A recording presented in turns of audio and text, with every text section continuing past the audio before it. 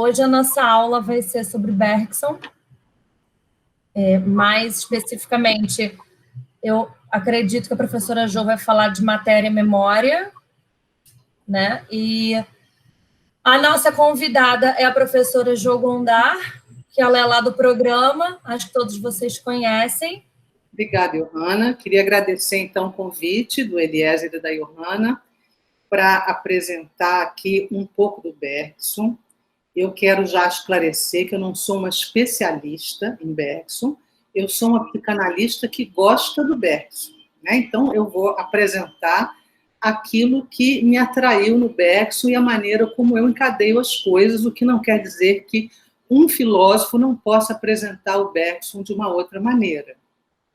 Eu acho que o Bergson é um pensador importante porque foi através dele que o Halbwachs, que é, enfim, quem propôs, quem inaugurou o campo da memória social, o Halbwachs foi discípulo do Bergson. E foi ao se contrapor ao Bergson que o Halbwachs criou, né, quer dizer, instituiu esse campo novo que é a memória social. O Deleuze, ele costumava dizer que todo pensador, quando ele cria uma teoria, ele cria a partir de um problema determinado, que é bom sempre a gente saber qual é, para a gente entender, enfim, a teoria desse pensador, e é interessante também que a gente possa saber quem é o inimigo desse pensador, contra quem ele está escrevendo, né? Quer dizer, no caso do Halbwachs, ele tinha uma questão que era a memória, para ele, estava sendo pensada em termos individuais e não em termos sociais. Então, ele queria inaugurar esse campo novo.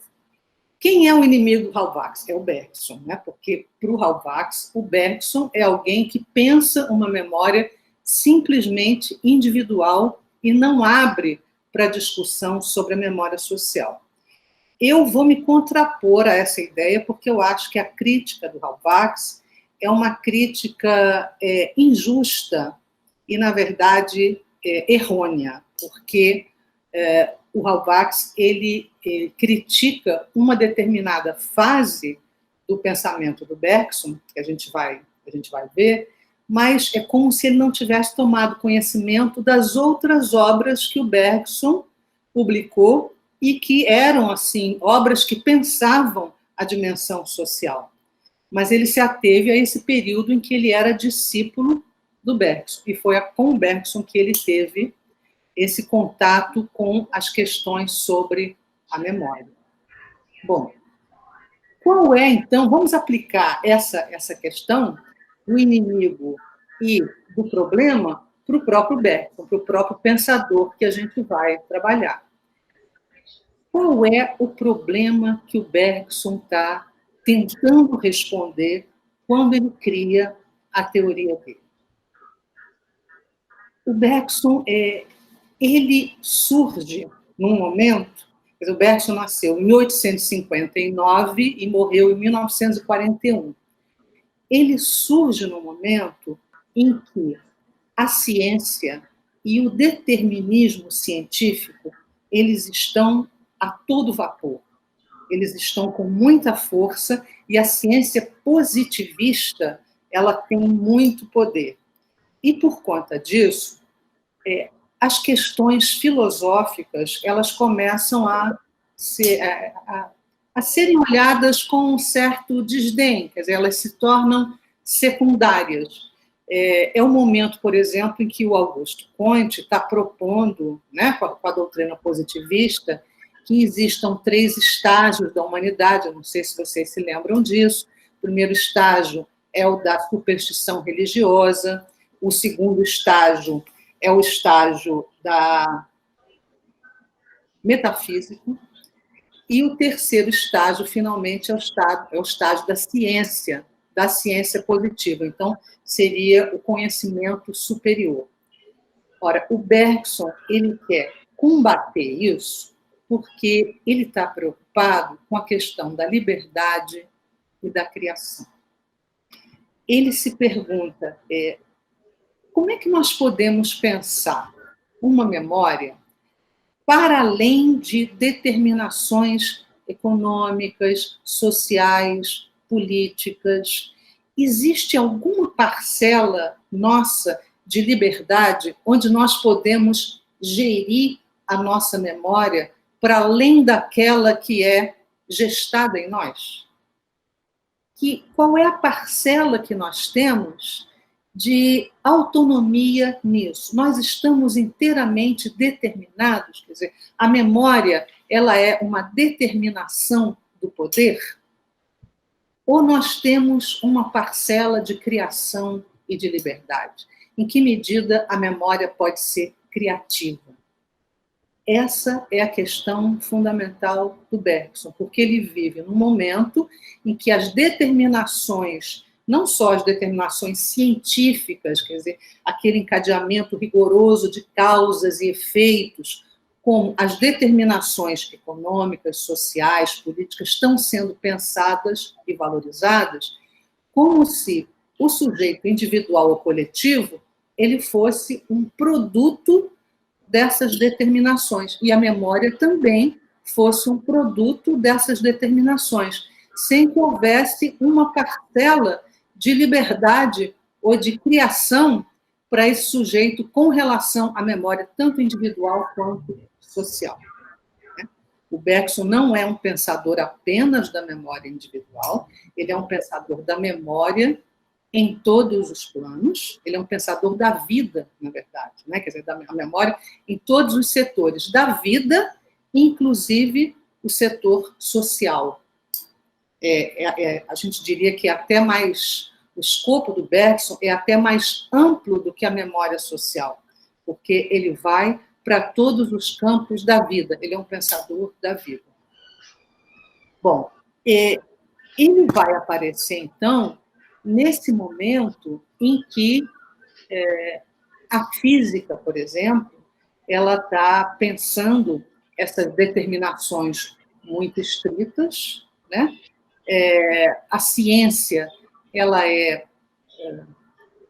todo conhecimento que se quer legítimo nesse momento é como se ele tivesse que seguir um certo modelo científico, com dados observáveis, com mensuração, né? Surge nesse momento, em relação à memória individual, por exemplo, surge a teoria das localizações cerebrais. Se pensa que a memória tem um espaço específico no cérebro que pode ser ali, inclusive, mensurado. Então, é como se tudo que é psíquico fosse, nesse momento, reduzido ao cerebral. E o Bergson está achando que isso é pobre, que isso é redutor. As questões sociais também, elas deixam pouca autonomia para o indivíduo. E, na verdade, a gente vai ver que o Bergson é alguém que não separa o plano individual do plano social. Ele não é um pensador que divide, ele não é um pensador que binariza, que dicotomiza. Temos indivíduo de um lado e sociedade do outro. Temos um funcionamento onde todos estão incluídos. Bom, isso é só uma introdução, eu vou colocar, assim, rapidamente, os conceitos fundamentais do Bergson, depois eu vou falar um pouquinho só dos livros dele e vou desenvolver um pouco mais o Matéria e Memória, que é o livro mais importante para nós. E peraí, eu vou ter que desligar isso, desculpa.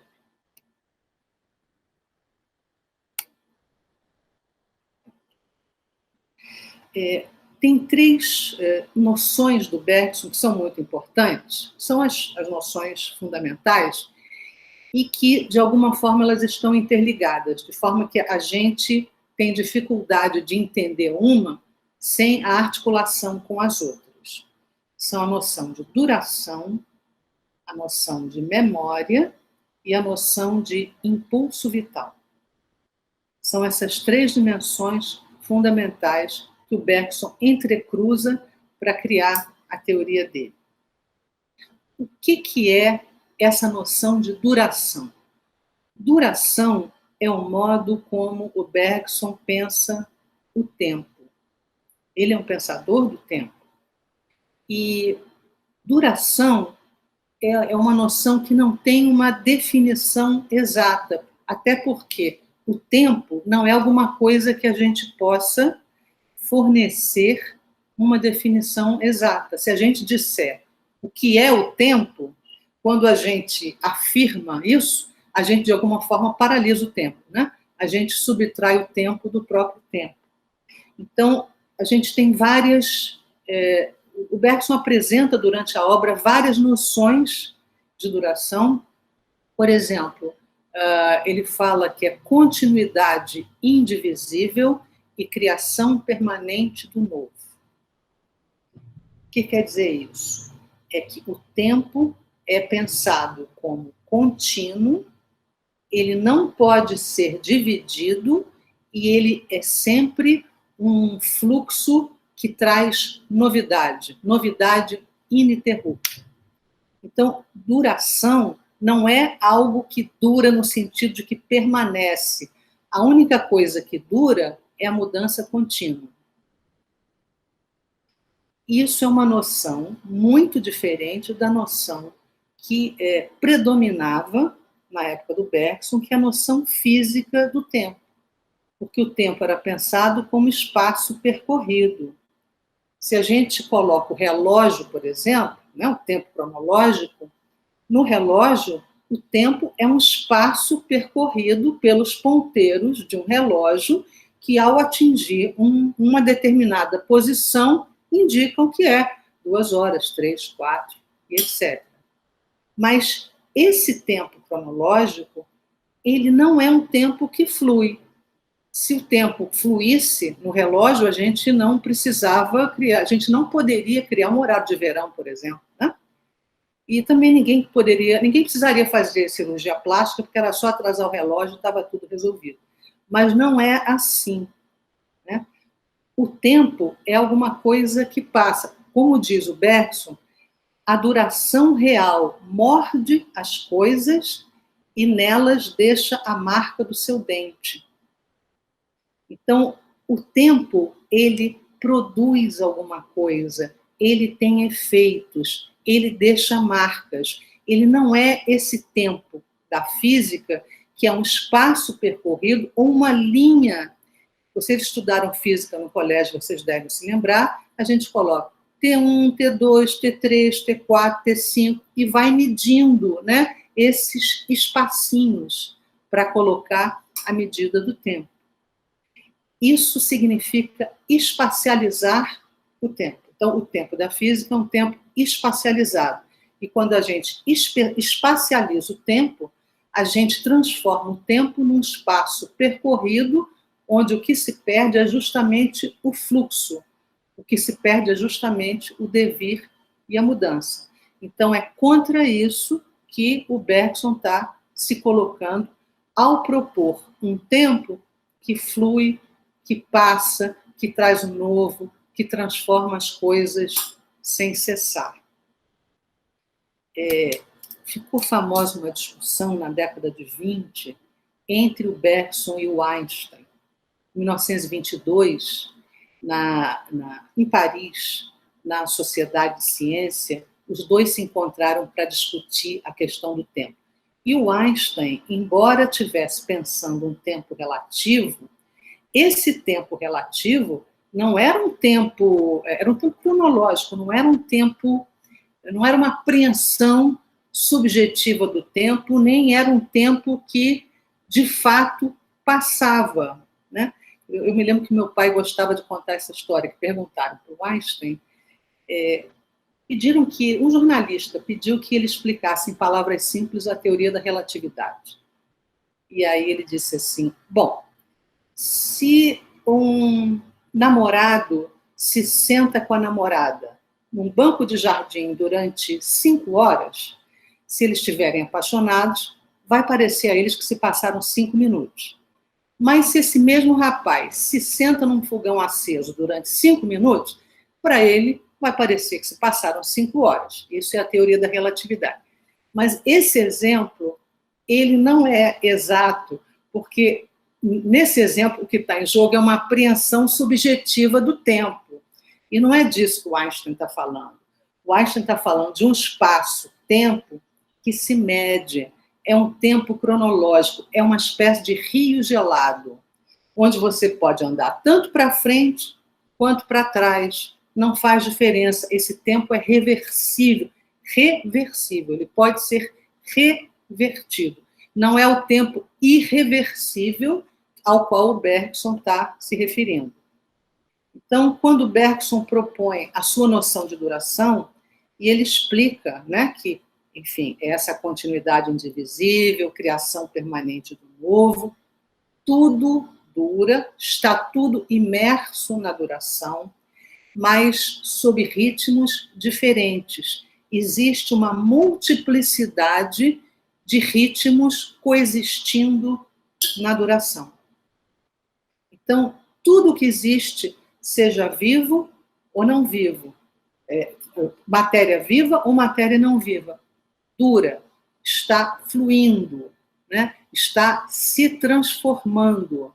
Mas cada objeto, cada ser, tem um ritmo particular de realizar isso.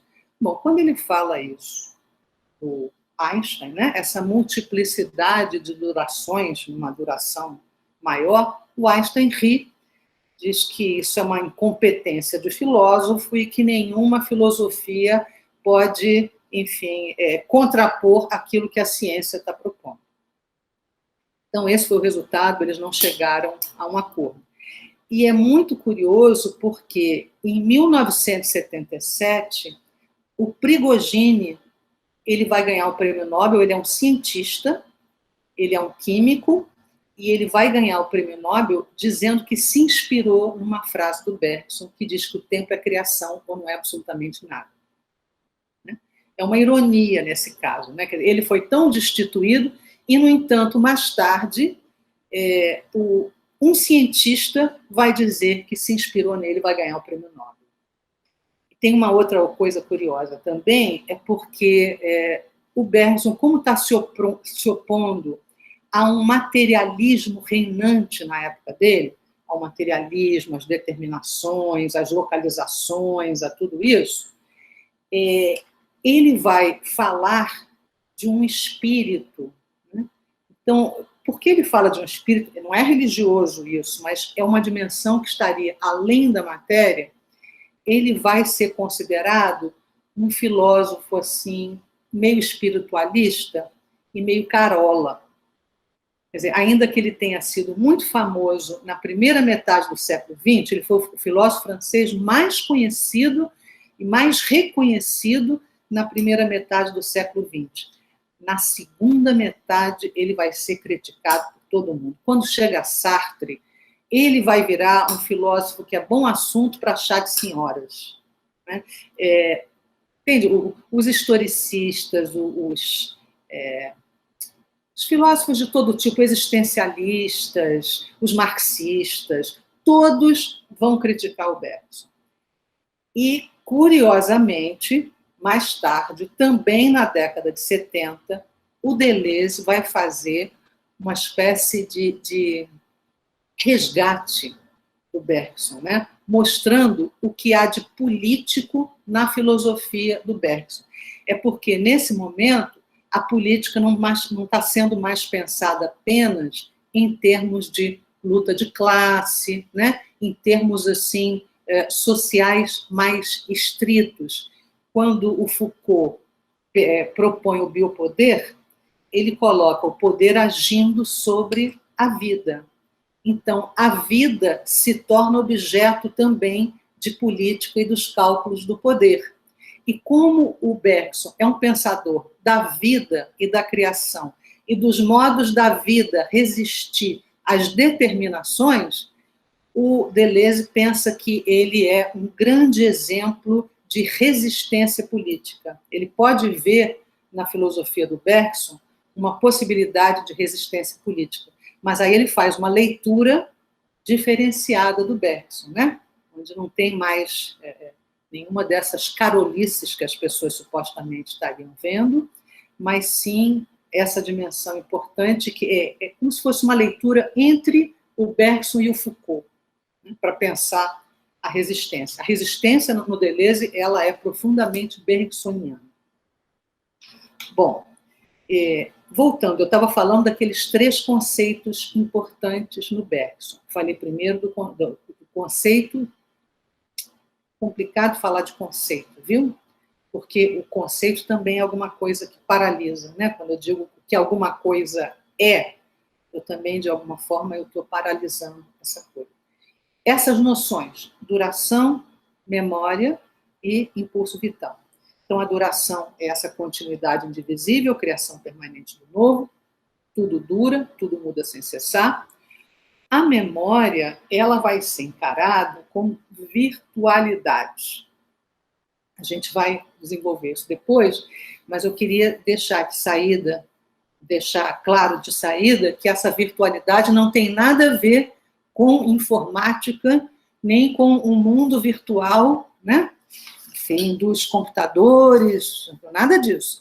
A virtualidade que o Bergson se refere, ela tem a ver com a potência de algo que ainda não se atualizou.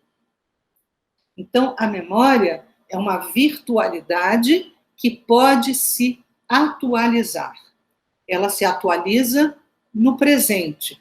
Enquanto ela não se atualiza, ela permanece nesse estado virtual. Mas esse virtual, para ele, é real. Não é um virtual abstrato, nem um virtual apenas possível. É como se fosse, assim, uma nuvem potencial que pode ganhar determinadas formas conforme isso possa ser evocado em determinadas circunstâncias. Ou seja, quando a gente evoca uma lembrança, quando a gente evoca a memória, a cada momento a gente, na verdade, evoca de um determinado jeito. Porque a gente está, assim, imerso em determinados afetos, em determinadas circunstâncias, em determinadas relações. Então, quando a memória ela se atualiza no presente, quando se dá essa passagem do virtual para o atual, nunca se trata de uma simples reprodução no outro plano. Quer dizer, existe uma diferenciação nessa passagem. Cada vez que o virtual se atualiza, ele se atualiza de uma forma diferente. Então, o atual não é igual ao virtual, só que um é presente e o outro é passado. No próprio processo de atualização, já se faz uma diferenciação. Então, a cada vez que nós atualizamos alguma coisa, uma lembrança, quando nós evocamos uma lembrança, por exemplo, isso também aparece como um processo criador. A memória, ela nunca é apenas reprodutora, ela tem sempre uma dimensão criadora. E a outra noção que eu me referi é a noção de impulso vital. Aqui, o Bergson ele está brigando, na verdade, com a biologia e com a teoria da evolução que vigorava na época dele, que era a evolução darwiniana, que pensa, né, a evolução da vida como um produto de mutação, né, e seleção natural. A mutação se dá ao acaso. E, enfim, existe uma luta pela sobrevivência, alguns permanecem e outros não. Mas não existe, nessa teoria darwiniana, nenhum impulso vital, nenhum elan vital que faça com que a vida queira viver, se expandir e diferenciar. E se diferenciar. É isso que o Bergson está querendo pensar. Quer dizer, existe um elan ou um impulso vital. Esse impulso vital é sempre um impulso de diferenciação. E esse processo de atualização, na verdade, é um processo que é regido pelo impulso vital, que faz com que vai buscar nessa nuvem virtual alguma coisa capaz de se atualizar. Vocês entendem? Então, todas essas três noções, elas estão articuladas de alguma forma. Agora, é um pensamento bastante diferente do que a gente está habituado, né? Então, em relação ao Howard Marx, por exemplo, tem muito pouca relação. Eu vou falar, então, dos livros que o Bergson fez, para a gente ter um pouquinho mais de ideia da teoria dele, antes de entrar no matéria e memória, tá? Eu esqueci de uma coisa, que é importante. É a questão do método bergsoniano. O Bergson, ele vai fazer uma filosofia crítica da inteligência. Ele vai ser um grande crítico da inteligência. Isso é muito curioso, né? É porque ele diz que quando a gente tenta conhecer alguma coisa através da inteligência, a gente pega um determinado objeto e recorta esse objeto em vários ângulos possíveis.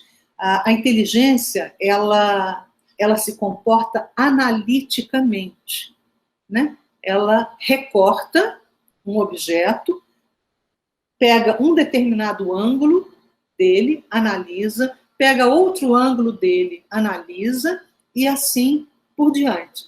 Mas cada vez que ela recorta e analisa, ela deixa de apreender esse objeto que ela está querendo conhecer na sua realidade fluente.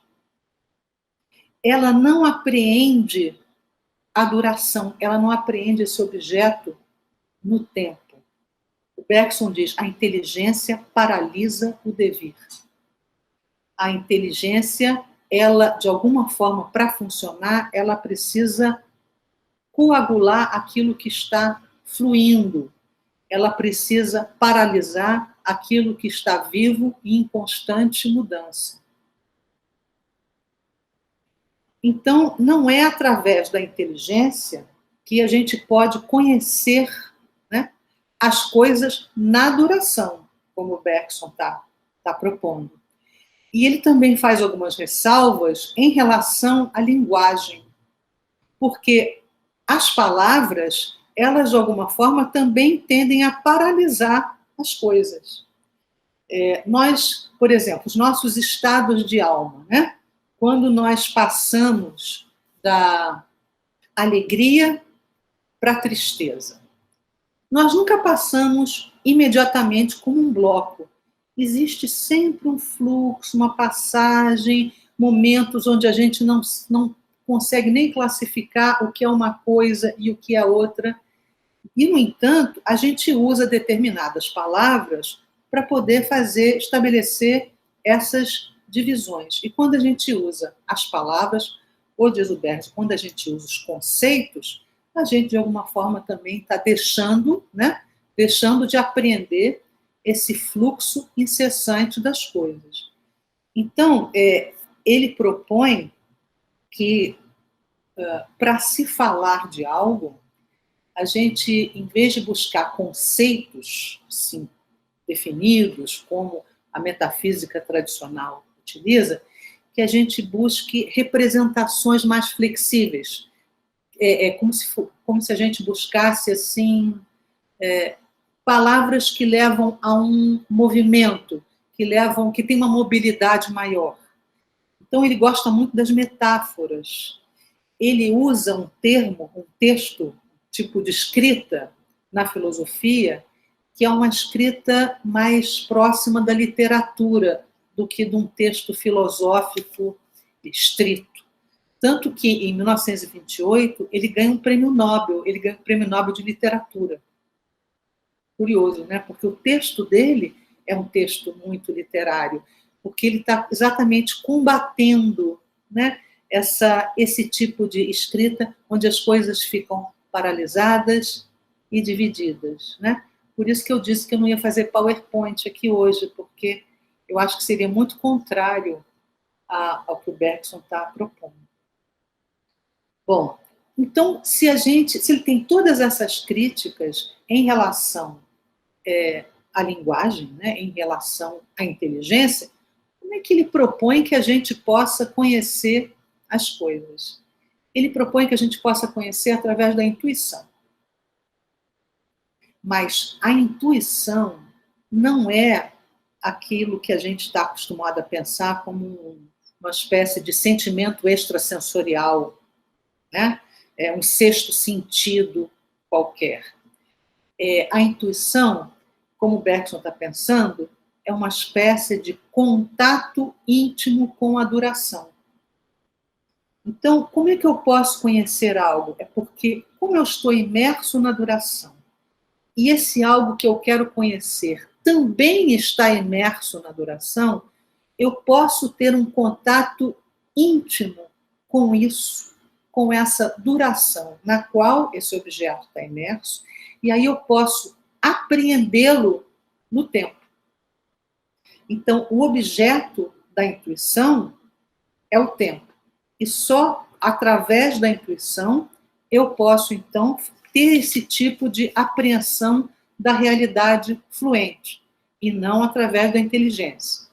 Agora, é claro que ele faz a ressalva de que a intuição ela não pode funcionar de forma pura, de forma isolada. Ela precisa da inteligência. Mas a inteligência, para ver um pensamento criativo, a inteligência tem que estar a serviço da intuição.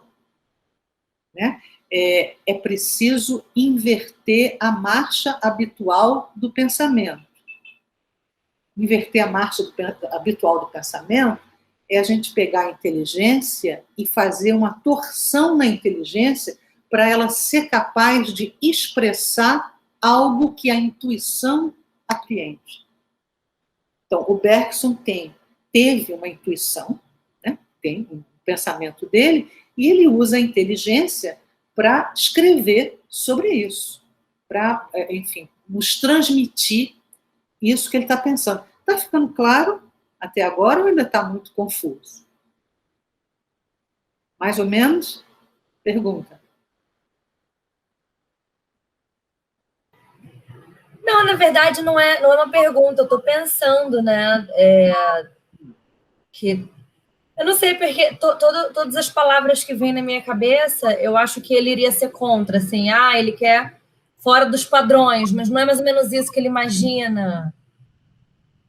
Não sei, eu ainda estou estabelecendo então, conexões. Tá, deixa eu colocar mais alguma coisa. Quando o Bergson ele vai lutar, de alguma forma, contra a ciência da época dele, que é uma ciência positivista, olha que interessante, ele não luta se afastando da ciência, ele luta discutindo a ciência. Ele era alguém que gostava de ciência, ele gostava de biologia, ele gostava de física, ele vai discutir tudo isso, mas ele vai querer discutir de uma outra maneira, ele vai propor uma outra maneira da gente pensar, inclusive a ciência. Ele não vai se negar a isso. Né? Então, ele não é alguém que haja por contraposição. Por isso é que o Deleuze gosta. A resistência não é uma resistência por oposição, é uma resistência por deriva e por criação. Tá? Ao invés de ele dizer assim, não é isso, ele vai dizer assim, mas olha só como pode ser também, vamos acrescentar isso aqui. Entende? Quer dizer, ele não está dizendo, não vamos usar a inteligência, ele diz, vamos colocar a inteligência a serviço da intuição. Tá? Então, ele está ampliando, foi boa a sua pergunta, porque eu acho que dá para ampliar o que ele está propondo. Ele está propondo essa ampliação de escopo. Tá? Então, o método do Bergson é esse método que utiliza a intuição como modo de conhecimento do mundo.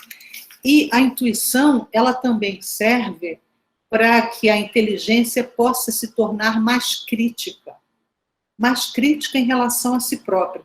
O Bergson denuncia algumas ilusões do pensamento. Né? O Deleuze gosta muito disso, os falsos problemas. E o que a intuição pode auxiliar a inteligência nesse sentido crítico é denunciar as ilusões do universal, as ilusões de uma imobilidade. Eu agora esqueci, hein? Tem 3. Deixa eu ver aqui. Sim. A ilusão da espacialização do tempo e a ilusão de um real esvaziado de uma heterogeneidade e de uma mudança. Então, são 3 ilusões: dos universais, da espacialização do tempo e do real esvaziado da sua heterogeneidade. A intuição, então, ajuda a inteligência a se tornar mais crítica, podendo denunciar essas ilusões. Tá? Bom, então vamos agora ver os livros, né? Os livros que o Bergson escreveu para a gente entender um pouquinho antes de entrar em matéria e memória. Eu acho que eu já falei um bocado, hein? Mas vamos lá. Não, pode... A gente começou atrasado, fica livre. Tá bom. Então, a tese de doutorado do Bergson foi escrita em 1888. E foi nesse período, nesse momento, que o Halbwachs foi aluno do Bergson. O Bergson escreveu uma tese que se transformou num livro conhecido chamado Ensaios sobre os Dados Imediatos da Consciência. E nesse livro, de 1888, o Bergson está propondo a sua noção de duração.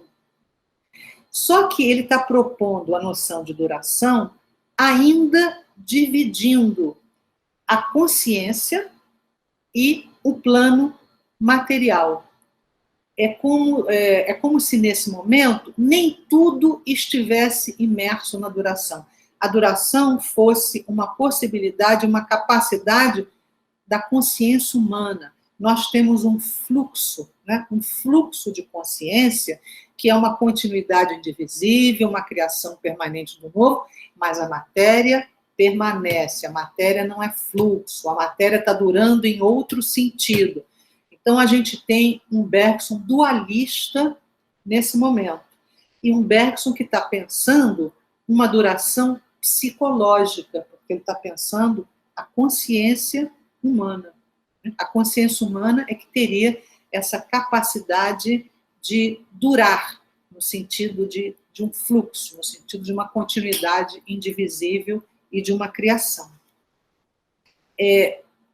O Halbwachs, ele dá a impressão que ele congelou o Bergson nesse período, como se ele não visse o que o Bergson desenvolveu depois. Então, a grande crítica que ele vai fazer ao Bergson é que o Bergson está restrito a uma memória psicológica. De fato, nesse livro, ele está falando apenas desse plano psicológico, consciência, memória, nesse plano, e está fazendo esse tipo de divisão. Existe esse fluxo e existe a matéria que permanece. Mas em 1897, quando ele escreve Matéria e Memória, isso já vai mudar inteiramente. Porque aí ele não vai mais dividir, ele não vai mais trabalhar com dicotomias. Ele vai dizer, tanto a matéria quanto a memória duram. Só que em ritmos diferentes. Então, a duração, ela se estende a tudo. Aí a gente vai ter um Bergson monista, em vez de um Bergson dualista. Só um parêntese aqui. Quando a gente fala de monismo, a gente está falando de alguém que acredita que existe um princípio único regendo todas as coisas. Mas isso não quer dizer que não possa haver multiplicidade, porque todas essas coisas podem se expressar diferentemente a partir de um mesmo princípio. Tá? Quando se fala de duração, ou quando se fala de impulso vital, esse impulso vital ele vai se expressar de vários modos. A duração vai se expressar em ritmos diversos. A multiplicidade não se opõe ao monismo. O que se opõe ao monismo ao dualismo. Porque aí você divide, aí você opõe, aí você tem uma coisa contra a outra. No Bergson não é uma coisa contra a outra, são diferenciações que se fazem a partir de uma mesma possibilidade, de uma mesma potência. Tá? Desdobramentos de uma mesma potência. Então, a matéria, ela vai ser o grau mais distenso da duração, enquanto que no ser vivo existe um grau mais contraído da duração. É como se a gente dissesse assim, metaforicamente, eu e a pedra duramos, mas o coração da pedra bate um pouco mais lentamente. Tá? Mas todos nós estamos imersos nessa duração. Dizer que esse livro trata só da memória individual é fazer uma grande redução do pensamento bergsoniano. Porque é um livro que está trabalhando já com a vida, com o ser vivo. A gente vai entrar com mais detalhes, mas antes eu vou falar de 2 livros dele ainda que são importantes. Um livro de 1907, chamado A Evolução Criadora. Na Evolução Criadora, ele vai mostrar que o movimento evolutivo da vida não é algo que se faça ao acaso, não é algo que se faça por seleção natural, simplesmente é um movimento eminentemente criador. Esse movimento criador, ele cria tudo, ele cria dimensões mais móveis e dimensões mais menos móveis. Por exemplo, o movimento criador, ele vai criar também o instinto e vai criar a inteligência. Né?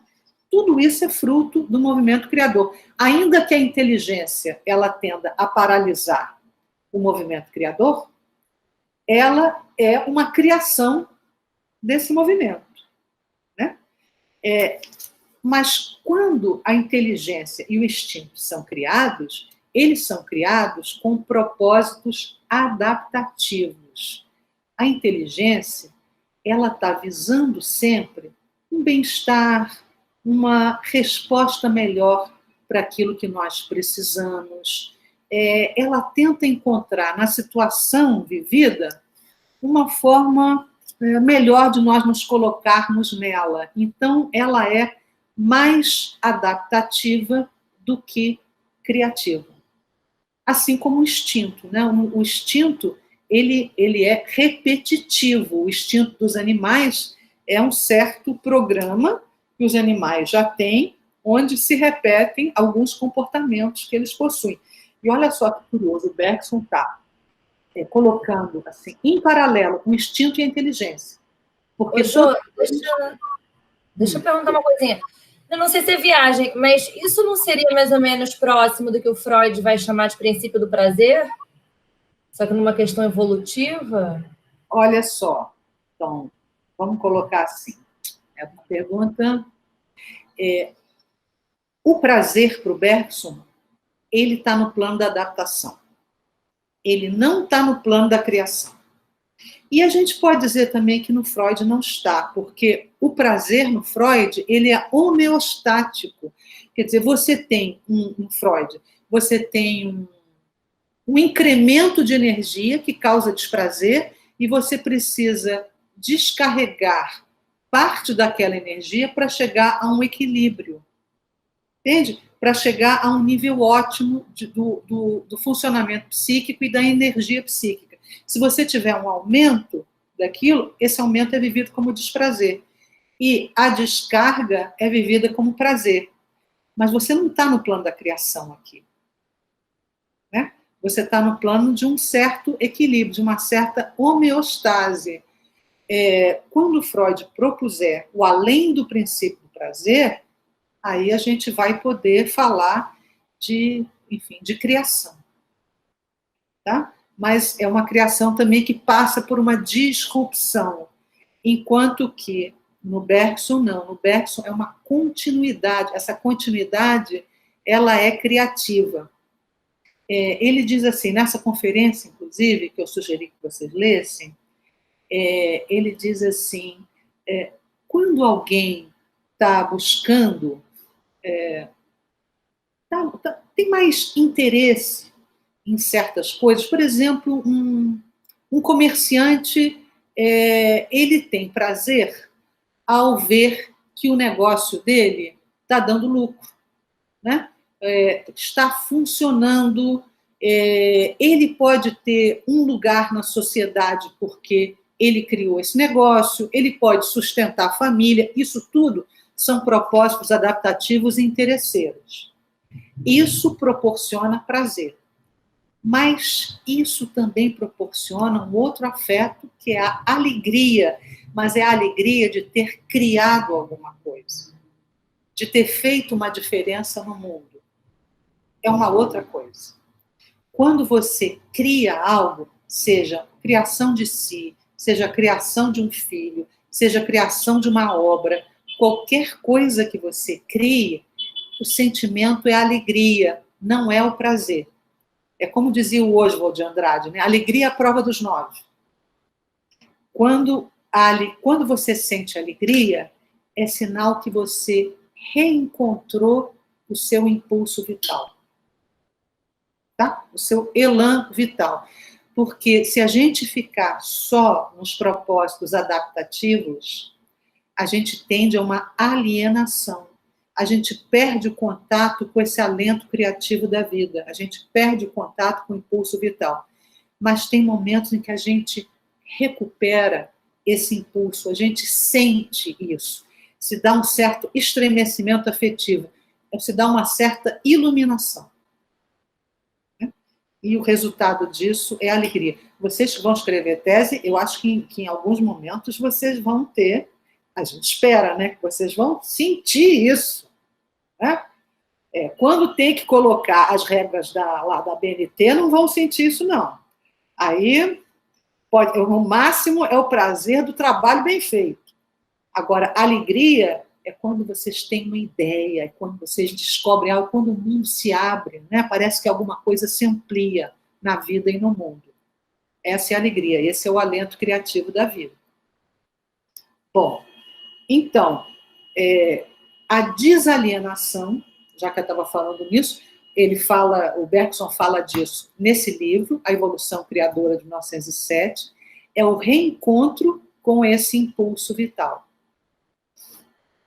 Então, o que existe de mais interessante no humano, diz o Bergson, não é a inteligência, porque a inteligência corresponde nos animais ao instinto com os mesmos propósitos adaptativos. O que existe de mais interessante no homem é que ele é capaz de criar.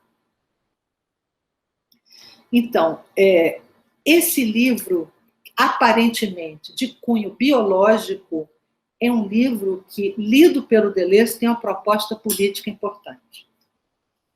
Tá? É uma proposta de você não se submeter às determinações que são impingidas sobre você. Né? As obrigações sociais, as normas. Né? É um convite à desalienação. Quer dizer, a desalienação não é uma desalienação econômica, é uma desalienação em relação a uma postura diante da vida, que pode ser mais criativa ou mais submetiva. Bom, um outro livro importante, 1932, o Bergson escreve As Duas Fontes da Moral e da Religião. Aí é um livro de caráter sociológico mesmo. Ele está avaliando, ele está pensando a vida social, a vida em sociedade. E ele diz que o impulso vital, ele inventa duas rotas que vão resultar na vida em sociedade. Uma é a rota do instinto, né?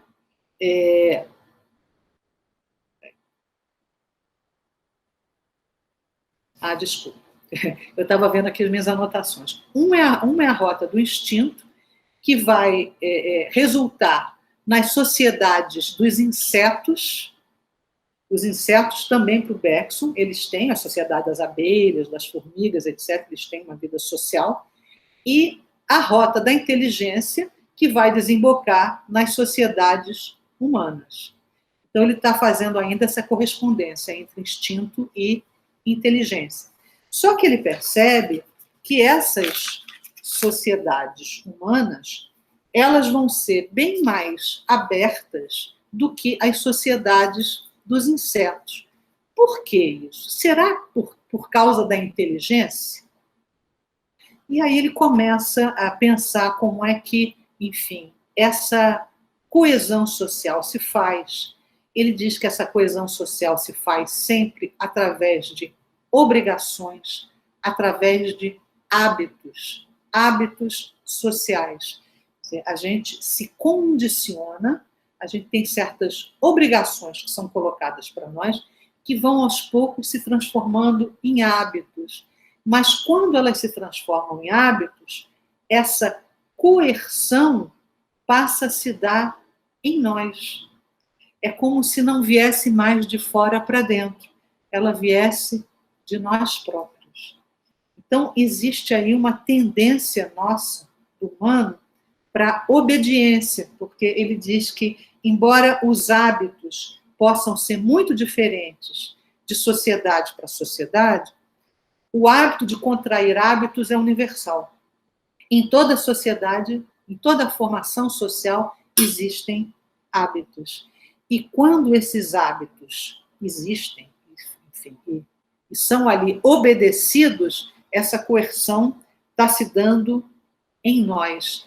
Essa obrigação de obedecer é alguma coisa que não tem a ver com a razão, ela é irracional. Nós obedecemos à lei, ele diz, simplesmente porque ela é lei. Nós temos a tendência a obedecer.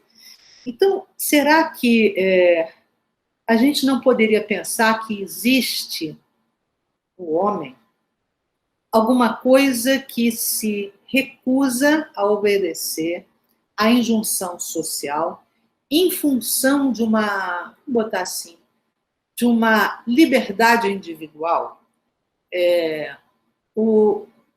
Isso o Freud coloca as coisas nesse plano. Quando ele escreve, por exemplo, Mal-Estar na Cultura, ele diz, olha, cada homem ele quer satisfazer, ele tem, enfim, o prazer que ele quer almejar, mas isso aí vai ter que ser limitado pela vida em sociedade e pelas regras e normas sociais. Então, será que a sociedade humana ela seria mais aberta porque existe esse conflito entre indivíduo e sociedade? Porque a sociedade impõe normas, enquanto que a inteligência individual estaria querendo satisfazer, enfim, o indivíduo particularmente independente dessas injunções sociais? Bergson diz que não, porque a inteligência, ela também está a serviço de uma adaptação, tanto quanto, enfim, as injunções sociais e a ideia da coesão social se faz também com o propósito de adaptação. E quando você tem um propósito adaptativo, a criação se secundariza. Então, não é porque existe um conflito entre indivíduo e sociedade, ou entre a inteligência individual e as normas sociais. Existe alguma coisa além. Por isso é que ele chama de as duas fontes da moral e da religião. É preciso que a moral, a gente chamaria hoje de ética, venha de uma outra fonte. Que não essa fonte apenas da adaptativa, essa fonte apenas adaptativa. Que não seja só esse conflito entre o egoísmo da inteligência e a pressão social. Então, quando a gente está movido por essa outra fonte, não aparece para a gente uma obrigação, aparece um certo chamado, aparece uma certa atração, aparece um estremecimento afetivo que é próprio da emoção criadora. Então você deixa de estar submetido, você está ali iluminado por alguma coisa que você sente vontade de colocar, enfim, colocar em prática, colocar em obra, fazer alguma coisa com aquilo. Né? Então, essa seria a outra fonte da moral que faria com que as sociedades humanas fossem muito mais criativas do que as sociedades dos insetos. É porque existem em alguns homens, algumas pessoas, alguns homens é muito machista que eu disse, né? Em algumas pessoas, esse alento mais criador e mais generoso, ele está mais presente, mas isso é alguma coisa que existe em todos nós. Né? Quando alguém nos toca com essa mensagem mais generosa, mais criativa, é como se despertasse, nos despertasse também para esse chamado. Então, esse é o livro do Bergson, que fala de uma dimensão social e que o Halbach diz que não existe, que ele só falou do indivíduo. Olha aqui ele falando das sociedades, tanto dos animais quanto das sociedades humanas. Bom, deixa eu falar então de matéria e memória, enquanto a gente ainda tem um tempinho. Uma das grandes novidades que o livro Matéria e Memória traz é um certo modo de pensar a matéria como uma matéria fluente, não como matéria que permanece estática. E para pensar essa matéria fluente, o Bergson vai dizer que essa matéria ela é feita de imagens móveis. A matéria é pura imagem móvel. A matéria é fluxo. Nós tendemos a ver a matéria como estática, mas, de fato, ela está fluindo sem cessar. Se a gente pensar na mecânica quântica, né, ela, de fato, estaria assim. Né? Mecânica quântica, se a gente for apreender isso aqui, né, num nível quântico, a gente vai ver uma coisa toda se mexendo, né? Imagens em movimento. Mas a gente tende a ver recortado dessa forma. Por quê?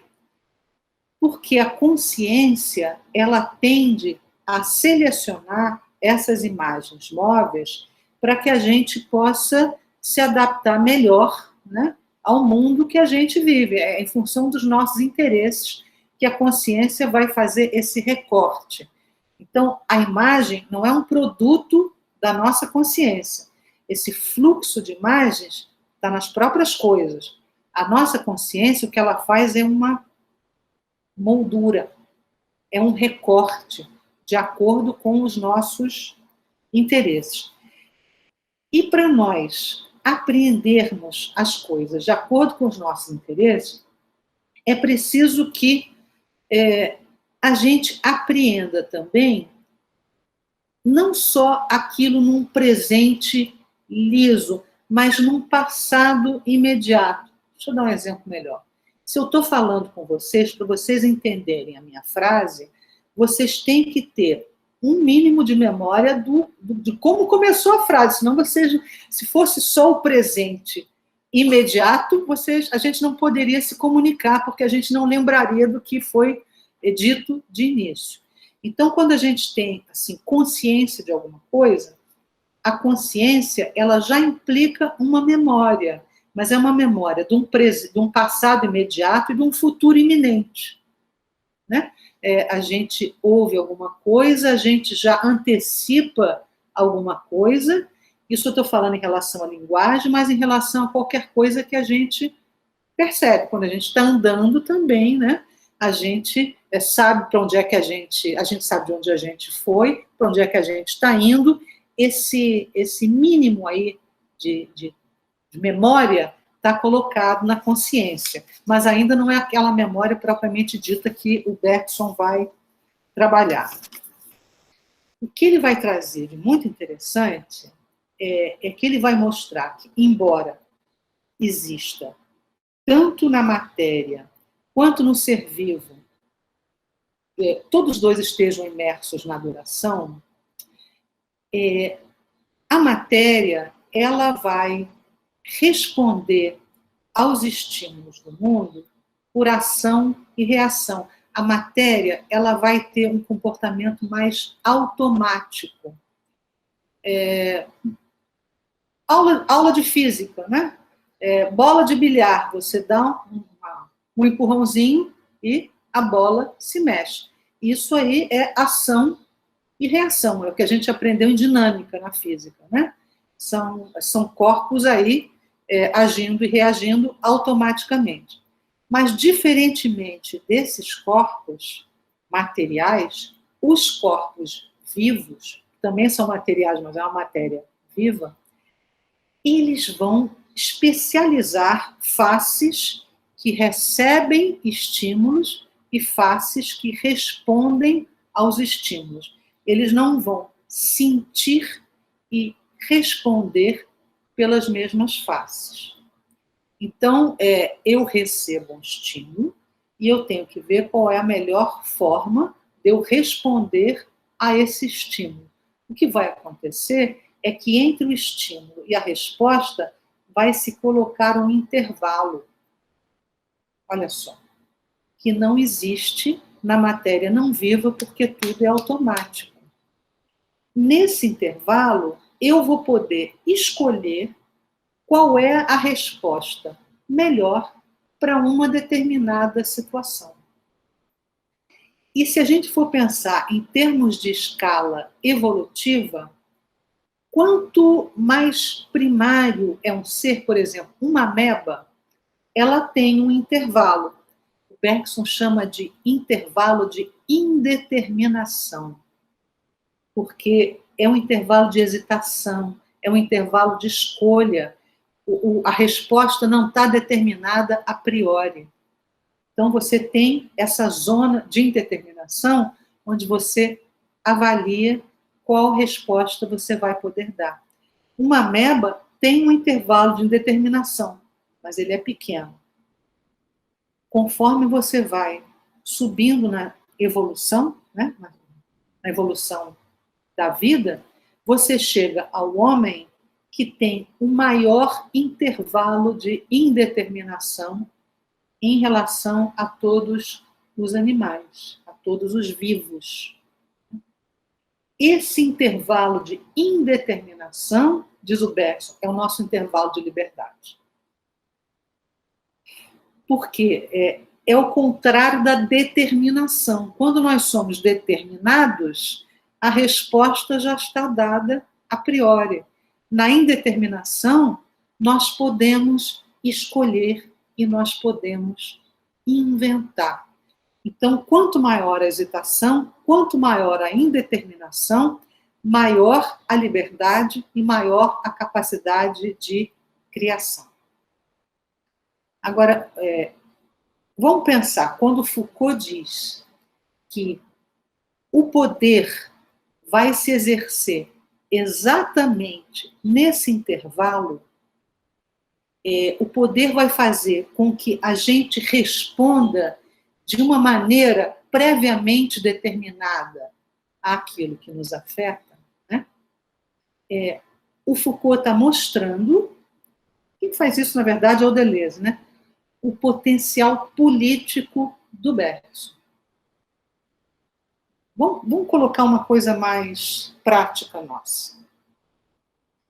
Quando a gente toma um medicamento qualquer, um antidepressivo, um remédio para dormir, tem toda uma gama aí, né, de medicamentos, a gente está num momento de medicalização da vida, que faz com que esse intervalo de indeterminação ele se restrinja. É como se esse intervalo estivesse nos trazendo sofrimento, a gente sofresse por ser indeterminado, a gente não é eficaz, né? A gente tem que ser eficaz, isso é cobrado de nós o tempo todo, então nós temos que responder rapidamente aquilo que nos é demandado, e com eficiência. Então, com isso, o nosso intervalo vai se restringindo, né? quando o nosso intervalo vai se restringindo, nós perdemos em liberdade e em capacidade criativa. É claro que muita gente toma um antidepressivo para evitar o sofrimento, mas o sofrimento também faz parte da capacidade criativa. Eu não estou dizendo aqui que, enfim, que isso não deva ser usado de jeito nenhum. Eu estou chamando a atenção para uma crítica que pode ser feita em relação à criação e à liberdade quando a gente pensa nesse intervalo de determinação. Tá? Mas esse intervalo de indeterminação, ele não é só um intervalo que leva em conta um estímulo e uma resposta. Porque se a gente pensar assim, a resposta de um estímulo, quando ela é só no nível da ação, ela ainda tem propósitos adaptativos.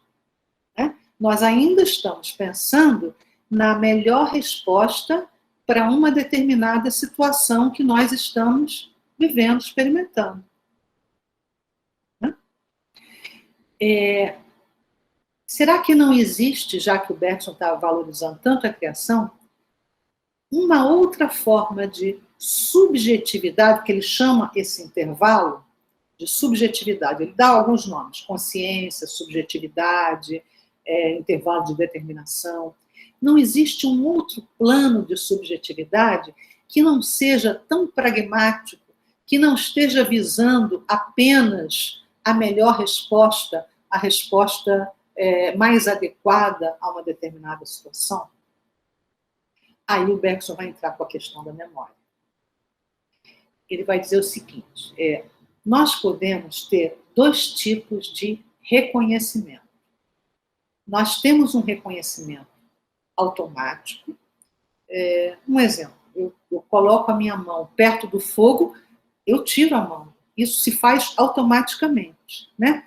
Quando o médico, antigamente, a gente ia no médico, ele batia com um martelinho no joelho, sabe? O joelho faz assim. Eu acho que ninguém mais faz isso hoje em dia, mas é uma resposta automática que nós temos. Isso é um reconhecimento automático. Está no plano, a gente poderia colocar no plano do hábito. Mas existe um outro tipo de reconhecimento que se faz quando aquilo que é habitual não está acontecendo. A gente se defronta com alguma coisa que não é muito conhecida e que as respostas habituais, elas não podem ser utilizadas. A memória hábito não pode ser utilizada. Então, a gente recorre à nossa memória e tenta ver na nossa memória alguma coisa que possa nos ajudar a apreender essa situação nova. Mas essa memória que a gente recorre não é uma memória simplesmente de coisas que a gente viveu e que guardou num certo arquivo. Essa memória é uma virtualidade. Vocês lembram que eu tinha falado isso no início? A memória para o Bergson é uma virtualidade. É toda uma potencialidade que pode se atualizar. Ele coloca isso como uma espécie de cone. Essa virtualidade, ela tem a forma de um cone. E a cada vez que ela se atualiza naquele pontinho, tá? Mas quando se dá essa atualização, é todo o cone que se atualiza. Um bom exemplo para a gente entender isso, eu não sei se vocês já leram o Proust Em Busca do Tempo Perdido, no Caminho de Swan, quando ele fala da xícara de chá. Vocês lembram disso? Chegaram a ler? Não? Ele toma um chá com um bolinho, uma madeleine, né? Sente um gosto incrível. Aquilo dá uma alegria para ele, ele não sabe de onde vem. Ele fica buscando com a inteligência, buscando, não consegue.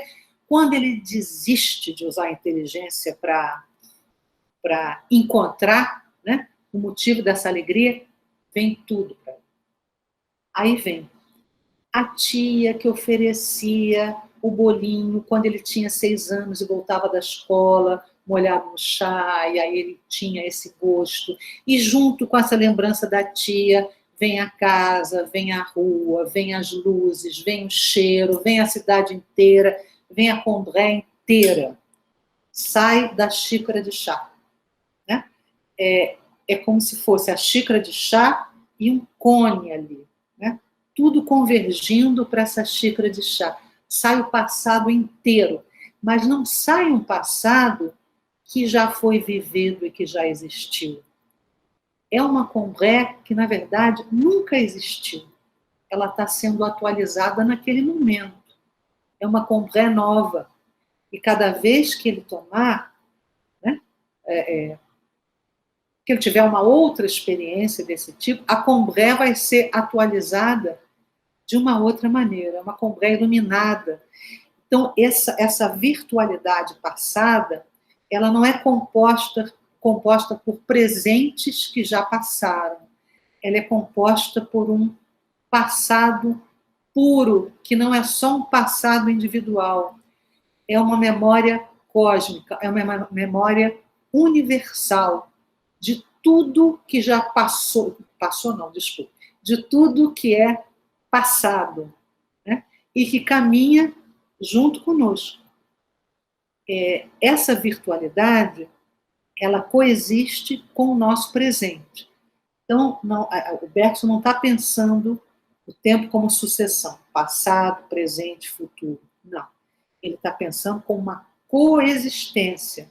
No presente existe toda essa virtualidade passada, mas existe como potência, né? Que nós podemos fazer uso dela, ao invés de nós irmos do sensório para o motor, de nós irmos diretamente para a ação, visando as nossas ações, os nossos interesses práticos, a gente faz um retorno, um desvio para o campo sensível.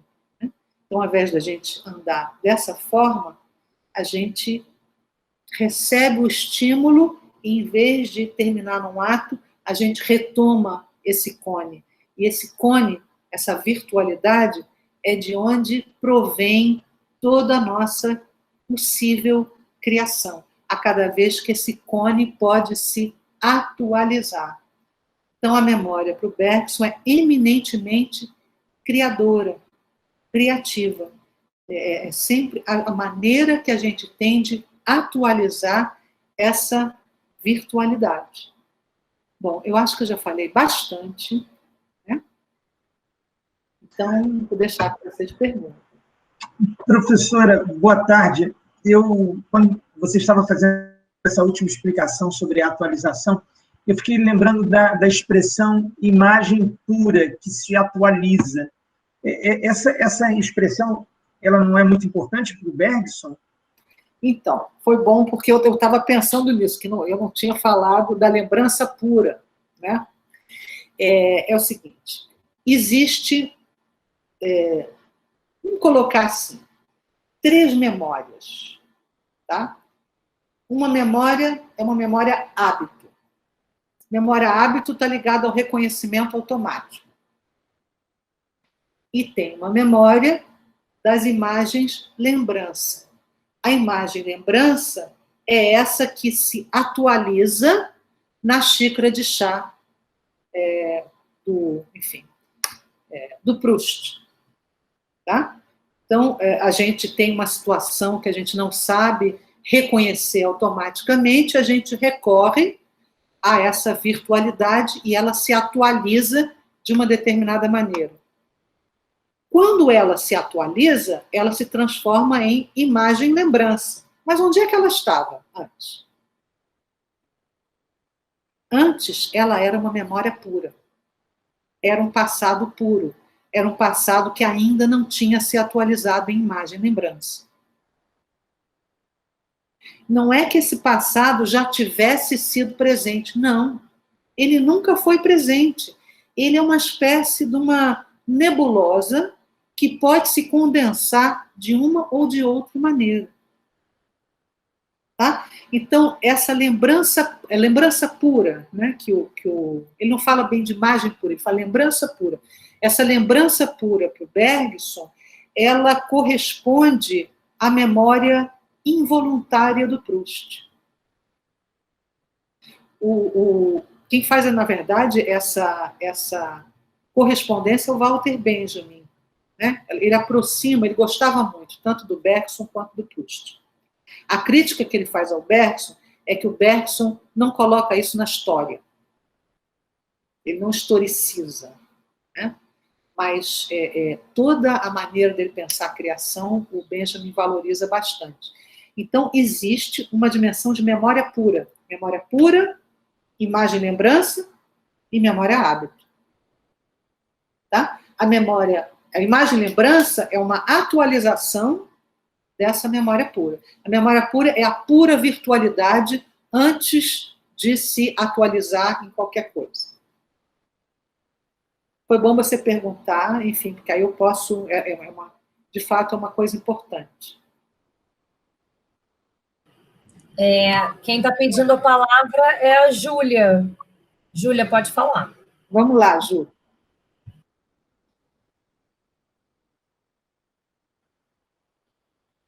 Júlia, você está sem microfone. Seu microfone está desligado. Esqueci de ligar, desculpa. Bom, eu queria fazer duas perguntas. A primeira, se a ideia de duração é uma forma de conceber o tempo ou é uma outra coisa que se opõe ao conceito de tempo. E a segunda pergunta é sobre esse espaço de liberdade. O quanto desse espaço de liberdade envolve, ou se é aqui que o Bergson trata disso, envolve escolhas voluntárias, se é que envolve, e o quanto nesse espaço de liberdade nós ainda padecemos em função de necessidades de adaptação e somos influenciados por questões externas, econômicas, afetos ao corpo. Enfim, essas são as minhas duas perguntas. Perguntas ótimas, então. A primeira é sobre a noção de duração. É um modo do Bergson conceber o tempo. Né? Quando perguntam... Santo Agostinho se pergunta no século III, o que é o tempo? Se ninguém me perguntar, eu sei. Mas se alguém me fizer a pergunta, eu já não sei. O tempo não é alguma coisa que a gente possa definir claramente, dizer o que é o tempo. Mas a gente pode pensar a partir do tempo. E o Bergson é um pensador do tempo. A duração é um modo de conceber o tempo, mas é um tempo que não tem nada a ver com o tempo da ciência. O tempo é criação ou não é absolutamente nada. É a frase que ele diz e que serve de inspiração para o Prigogine, que ganhou o Prêmio Nobel. Tá? Agora, em relação ao intervalo, pois a pergunta também é boa, porque nesse intervalo, nós temos essa indeterminação. A questão é que nós podemos misturar, nós podemos usar essa indeterminação de uma maneira ainda alienada, porque nós podemos estar submetidos apenas aos nossos interesses práticos. Nós vamos ter uma margem de liberdade, porque vamos poder fazer escolhas. Mas se essa escolha estiver condicionada só a alternativas pré-existentes, eu vou ao supermercado e compro uma marca ou compro a outra marca. Não tem nada de criativo nisso. Né? Esse intervalo de indeterminação é a nossa possibilidade criativa. Ela é mais criativa quando a gente recorre a essa virtualidade. Quando a gente deixa de lado os nossos interesses práticos e faz uso da intuição. Né? Quando a gente permite ser tocado pela emoção criadora. Então, existe no Bergson dois tipos de subjetividade, que é uma subjetividade prática, onde existe, sem dúvida, já esse intervalo de determinação. Até a ameba tem um intervalo de indeterminação. Todo ser vivo tem. Mas existe uma subjetividade constituinte, como eles chamam, que é essa subjetividade que não se reduz, não se resolve na ação ou enfim, nos interesses práticos, né? Essa subjetividade que pode, enfim, ao invés de caminhar para a ação, inverter a marcha habitual e recorrer à virtualidade. Ficou claro? Ficou super claro. Aliás, foi tudo muito claro. Isso pode ter uma consequência política, a ideia da constituição de uma nova ordem política no uso dessa criatividade? Espera-se que sim, né? O Deleuze tinha toda essa expectativa, porque, olha só, se a gente pensar na Judith Butler, por exemplo, né? Quando ela está questionando as normas, o que são as normas de gênero, se não tentativas de nos submeter a coisas estabelecidas a priori e que a gente se submete tentando se adaptar, né? Se adaptar à situação. Mas e quando a gente desestabiliza essas normas? O que a gente está fazendo? A gente está fazendo uso dessa virtualidade para desestabilizar as normas. Né? E olha só como é que ela não está nem oposta assim ao Bergson, ela não está se opondo, ela não está dizendo não pode existir normas, vamos lutar, vamos acabar com todas. Não. Ela está propondo que a gente possa criar normas mais flexíveis. Né?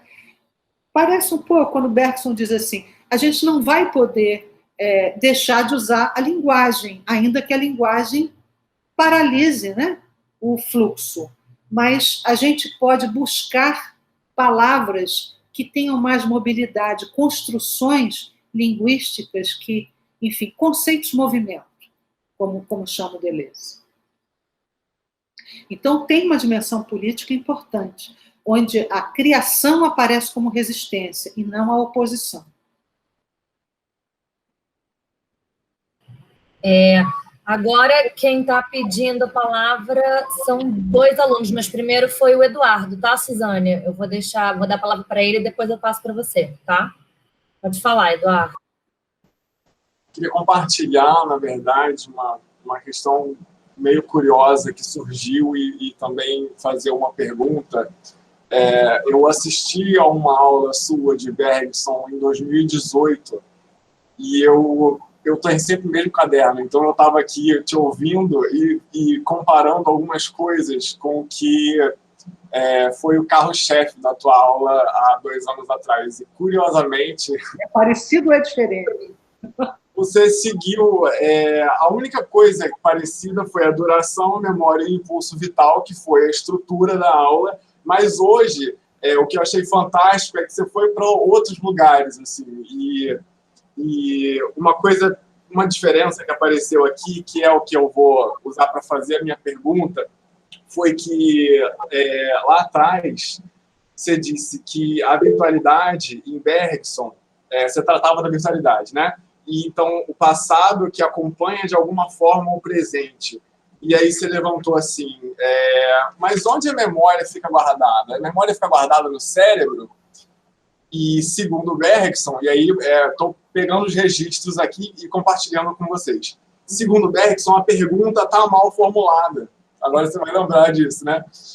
Pois, já que estamos falando de tempo, não seria onde e sim quando. Porque se nós perguntássemos, onde, estaríamos falando de espaço. Isso. E então temos que falar de quando. A memória criadora, a memória não reproduz, porque você sempre traz algo único em sua lembrança. Passado e presente em coexistência, memória sempre como criação. E trazendo para o que você colocou hoje, é onde eu tiro a minha pergunta. A memória se atualiza no presente, foi o início da aula. Cada vez que nós evocamos lembrança, estamos de frente de um processo criador. E eu fiquei muito curioso para saber o que você acha de...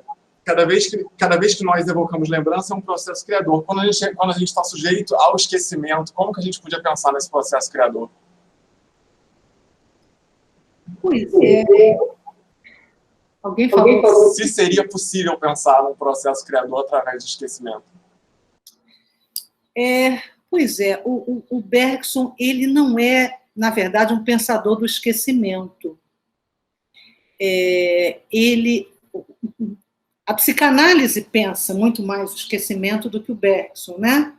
Agora, o esquecimento, se a gente vai por uma abordagem, por exemplo, que eu acho que não se choca com a do Bergson, que é a abordagem nietzschiana, o esquecimento ele é criador, né?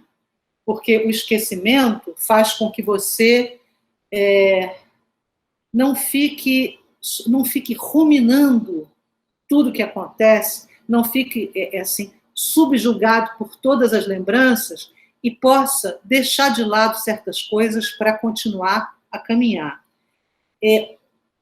O esquecimento seria criativo no Bergson quando ele fala nas duas fontes da moral e da religião para que a inteligência possa se desvencilhar de algumas obrigações, esquecer, deixar um pouco de lado algumas obrigações para ter contato com o alento criativo da vida.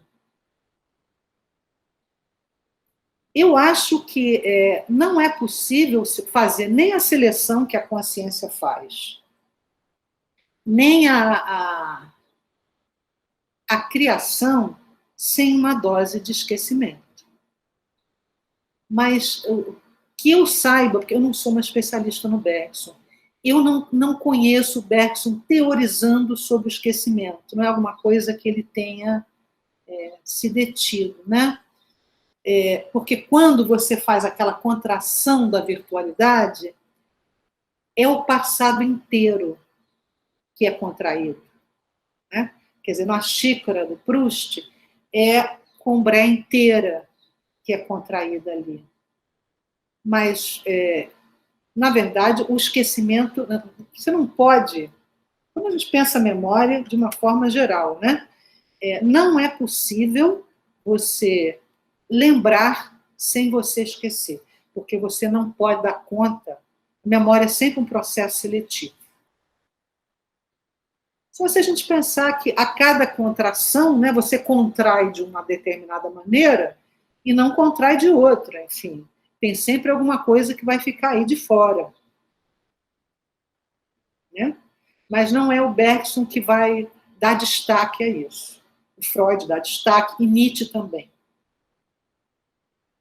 Perfeito, obrigado.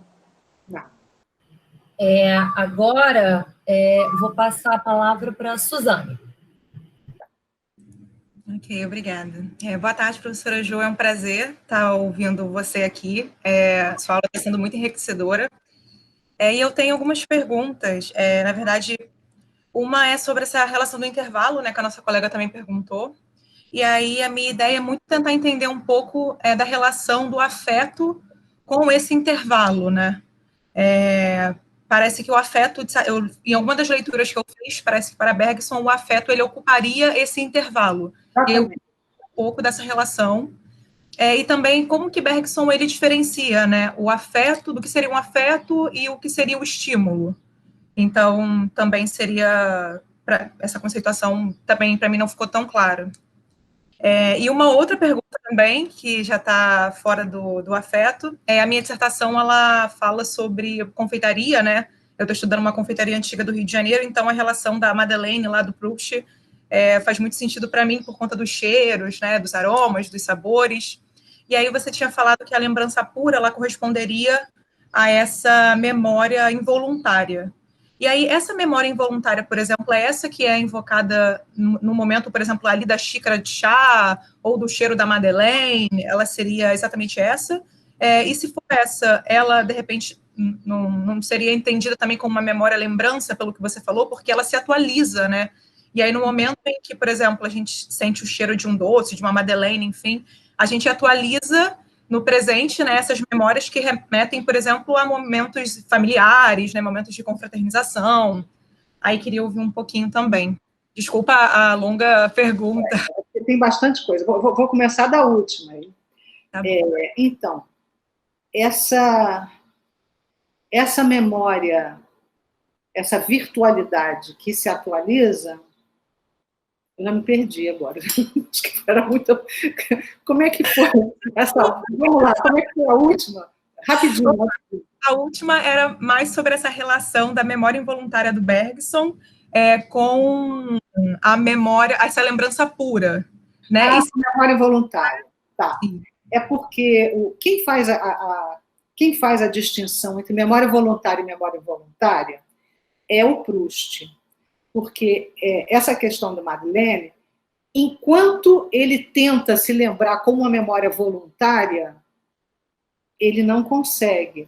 Essa memória involuntária é alguma coisa que é fruto de uma ocasião, é fruto de um acaso, não é algo que o sujeito determina, é algo que vem, surge de repente. É claro que quando ele se lembra do gosto da Madeleine, que ele comia lá na casa da tia, a tia Leonie, isso é uma imagem lembrança. Mas o Proust, ele usa, né? Enfim, ele faz um uso literário para falar que toda a cidade sai da xícara de chá. Então, é como se fosse uma metáfora desse cone, dessa virtualidade. Ainda que é claro que, enfim, tem a imagem lembrança ali, porque é a cena que ele vivia quando era criança e tal, com a tia e etc.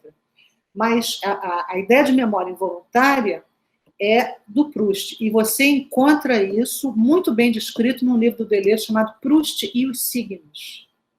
Eu acho que vai te servir. Tá? Agora, mais coisas. O que mais que você perguntou, hein? Aí a outra, na verdade, era sobre a relação do afeto com esse intervalo, né? De que forma o afeto ocuparia esse espaço? Bom, qual é a diferença de um afeto para um estímulo? O estímulo é alguma coisa que vem de fora. Afeto é alguma coisa que nós sentimos. Existem sensações que se dão por estímulos exteriores e existem sensações que, de alguma forma, reagem a esses estímulos exteriores. Existe um afeto privilegiado no Bergson, que é a emoção criadora. Ele fala de alguns afetos. Ele fala de prazer, ele fala da alegria, mas a emoção criadora é esse afeto, esse estremecimento afetivo, quando você sente que reencontrou o impulso vital. É como se fosse assim, um índice do reencontro. Mas o afeto ocupa o intervalo. Ele não está fora do intervalo, ele está exatamente nesse intervalo. Tanto que quando a gente pensa tristeza, alegria e tal, a gente vai passando de uma coisa para outra, não tem uma definição precisa, né? Existe uma hesitação também em relação aos afetos. Né? Mesmo quando a gente recebe um choque, leva um tempo para cair a ficha. Né? Existe uma indeterminação afetiva também. Né? Que também oferece uma certa liberdade. Ainda bem que a gente tem uma indeterminação afetiva. Em psicanálise, a gente chama de uma certa ambiguidade. Né? A gente, quando ama alguém, a gente também odeia esse alguém, a gente também tem raiva, a gente sente uma porção de coisas. E é bom que isso possa caber numa relação, que possa haver espaço para isso. Né? Que a gente não precise restringir uma relação a só um tipo de afeto. Tá? Perfeito, obrigada, professora. Agora, quem levantou a mão foi o Hércules. Vai lá, Hércules. Professora, boa tarde. Eu peço desculpas se minha pergunta soar muito abstrata, mas sendo a memória algo que diz sobre algo que aconteceu, como seria possível a constituição de um eu que o tempo todo se referencia justamente a partir dessa memória? Porque se o eu é mudança constante, eterna, etc., ao longo do tempo, como manter a unidade mínima a mesma ao longo de todo esse tempo e retroativamente falando também? Eu sei que Bergson tem um problema disso e eu acho a pergunta oportuna para a senhora devido à sua base da psicanálise, né? Então, eu não sei se houve alguma coisa nesse sentido, algum algum traçado, algum paralelo e tal. Olha, não houve não, Hércules, mas eu posso lhe dizer o que eu acho, né, o que eu penso. Por gentileza. Então, essa memória virtual não são os acontecimentos passados desse eu. É toda a potência que pode se desdobrar e pode se atualizar. Então, não é um passado que já foi presente, necessariamente. Tá? É como se nós todos, eu e você, tivéssemos uma espécie de um conezinho e tivéssemos todos imersos num imenso cone. É como se fosse uma memória universal que nós podemos fazer uso dela no sentido de, não no sentido pragmático, no sentido de atualizá-la. Agora, o que faz a minha marca? Né? Porque se eu sou essa mudança permanente, o que faz com que eu tenha um modo de ser que é meu? Eu acho que é o ritmo. É o modo como eu contraio, é o ritmo. Acho que o que nós temos de mais singular é o ritmo de cada um. É o modo como cada um faz essa contração. Acho que seria isso. Isso o Bergson não diz, não, mas sou eu que acho. Cadência, como num bom samba. Exatamente. É por aí, exatamente. Cada um de nós tem a sua cadência. Né?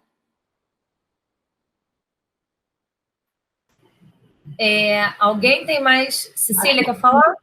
Ah, tá. Posso fazer uma coisa? Porque eu vou ter que parar às 5 horas, tá, Johanna? Tá, vamos, gente, rapidinho agora, tá? Vou passar para você, Cecília. Eu fiquei na minha cabeça, assim, pode ser uma bobagem isso na minha cabeça, provavelmente que são os instintos. Os instintos, assim, a gente não perdeu alguns instintos, mesmo nós tendo uma capacidade infinitamente superior à da ameba, a gente tem uns instintos aí. Isso está ligado à memória, de alguma maneira? O instinto? Está ligada, sem dúvida, à memória, mas está ligada a uma memória hábito. Ah, sim, isso que eu ia colocar essas duas coisas, hábito e a... É uma memória hábito, é uma memória que ela é menos criativa, né? Porque o instinto, ele te oferece um determinado plano já prévio, um jeito de se comportar diante de certas situações. Mas sabe por que eu pensei nisso? Porque exatamente sobre isso de ser criativo, você falou sobre esse momento, né, da criação, em que a gente sente essa alegria e mencionou criar um filho. E foi quando eu pensei nesse instinto, porque quando a gente tem filho, instintivamente, eu posso dizer, estou falando de mim, eu instintivamente sabia como teria que alimentar, por exemplo, e mesmo ela, quando nasceu, também imediatamente foi procurar o alimento dela. Isso é instinto. Mas é criativo também, porque ter filho é um negócio, uma experiência gigantesca que exige todo dia. Então, ela também é criativa. Então, ela é instinto e também é criação. Pois é. Mas hábito, aliás, será que a gente chamaria isso de instinto ou a gente chamaria de intuição?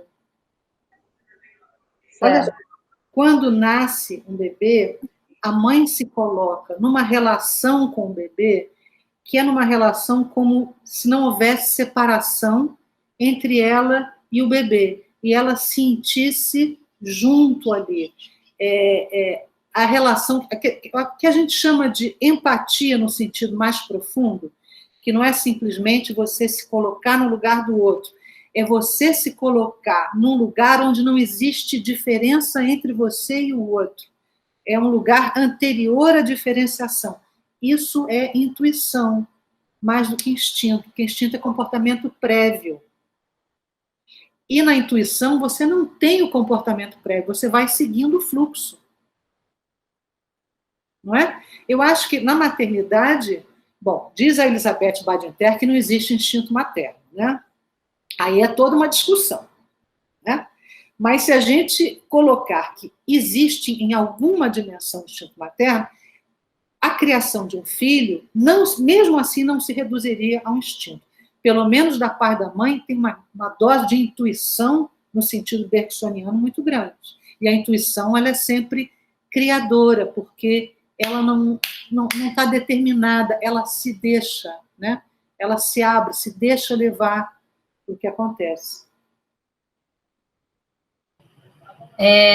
Gente, olha só, eu vou abrir só para mais uma, tá? Por causa do tempo. E o Érica, desculpa, mas o Caí, acho que é Caie, não sei se pronuncia assim, ele tinha pedido antes, tá? Vamos deixar ele falar, se sobrar uns 5 minutinhos, aí eu te chamo, tá? Vamos combinar assim? Beleza, então, Caie, pode falar. Obrigada. Boa tarde, gente. Vou perguntar rapidinho. Professora, se você pudesse falar um pouco mais sobre essa crítica do Bergson ao tempo espacializado, que o Eduardo até levantou, né? Como é que isso se dá, assim? Porque para mim é um pouco difícil de compreender, talvez por uma questão de formação, né? Eu sou da geografia, e aí quando você fala isso, eu fico pensando assim, caramba, tem alguma coisa que não é espacializável, né? E aí, se você pudesse falar um pouco isso, agradeceria. Tá, o tempo espacializado é o tempo da ciência clássica. O tempo espacializado é o tempo em que você define uma linha e você marca intervalos de tempo. E, segundo Bergson, esses intervalos são intervalos imóveis e depois você tenta recompor o tempo pela justaposição desses intervalos imóveis. Mas não existe fluxo nisso. Tanto que nas fórmulas do Newton, as fórmulas do Newton, o que é colocado é o tempo elevado ao quadrado. E quando você eleva o tempo ao quadrado, tanto faz que o tempo seja mais positivo ou negativo, ou seja, tanto faz que você corra para cá ou para lá, que vai dar na mesma. O que importa é a medida do intervalo. Se tanto faz que você vá para cá, para frente ou para trás, é porque o tempo é reversível. O que importa é o espaço percorrido e não o fluxo. Esse tempo da física clássica é um tempo que não passa. E aí é uma noção de espaço que eu acho que você tem uma noção muito mais sofisticada do que a noção de espaço da física clássica, né? Porque você está trabalhando com várias dimensões do espaço na geografia. A física clássica, não. Mesmo a física contemporânea, eu acho que ela também sofistica a ideia de espaço, mas não a física da época do Bergson, que era só essa linha onde você marcava e paralisava, né, esses intervalos. De qualquer forma, o tempo, quando você espacializa o tempo, eu acho que você perde o fluxo temporal, né? Você perde o devir. Quando a gente fala assim, 3 dias, 3 horas, 4 luas, de alguma forma a gente está espacializando o tempo. Né? Porque a gente está marcando um determinado intervalo. Você acha que ficou claro isso? Sim, eu fiquei pensando na linha do tempo, que é quase um cartograma, assim, né? Você pega, por exemplo, um mapa de metrô e uma linha do tempo mais clássica, são muito parecidos. Eu fiquei pensando nisso quando você estava falando. Sim. Esse tipo de espaço, né, que você está dizendo. Isso.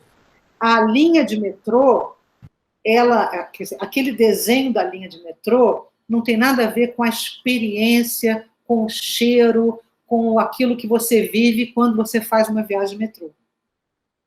Né?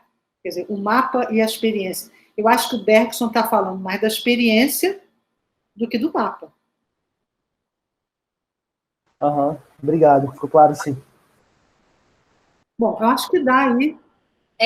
Érica, acho que dá sim, mas assim, gente... Rapidinho.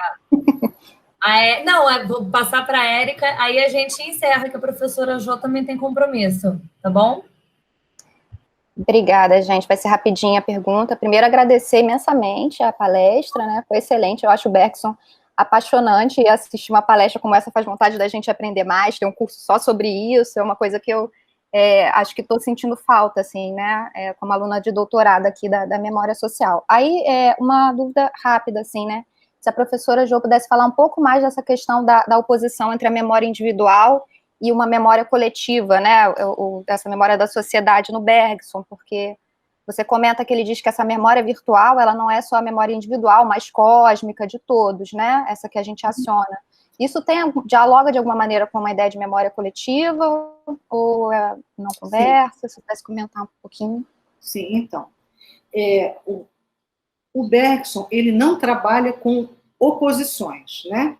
Então, você colocar indivíduo de um lado e coletivo do outro, indivíduo de sociedade, ele não trabalha assim. Bergson é monista pluralista. Então, é um mesmo princípio funcionando através de uma diversidade de modos. A memória individual, ela é um modo da mesma memória se expressar, que também se expressa coletivamente. Você vê que são as mesmas ideias, duração, criação, liberdade, indeterminação, que estão valendo tanto para a memória coletiva quanto para a memória individual. Ele está pensando todas essas noções nesses dois planos. Então, é a memória coletiva, sim, que está em jogo, né? Mas é mais do que uma memória coletiva, porque a memória coletiva cabe na memória cósmica. É como se a gente pudesse colocar, assim, um sujeito, todos os sujeitos, todos os grupos, todo o universo dentro dessa imensa virtualidade, esse imenso cônigo. E a dimensão política disso é essa questão da liberdade e da determinação, né? Ou da liberdade e da alienação. Tanto no plano individual quanto no plano coletivo.